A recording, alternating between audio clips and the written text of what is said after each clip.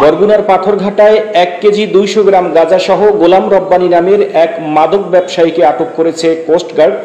আজ দুপুর 12:30টার দিকে পাথরঘাটা উপজেলার সদর ইউনিয়নের হাড়িটেনা গ্রামে রাস্তার মোড় থেকে একটি অটোরিকশা তল্লাশি করে 1 কেজি 200 গ্রাম গাঁজাসহ হাতে নাতে আটক করে গোলাম রব্বানীকে। গোলাম রব্বানী হাড়িটেনা গ্রামের মোহাম্মদ মোস্তফা মিয়ার ছেলে। পরবর্তীতে তাকে পাথরঘাটা থানায় হস্তান্তর করা হয়।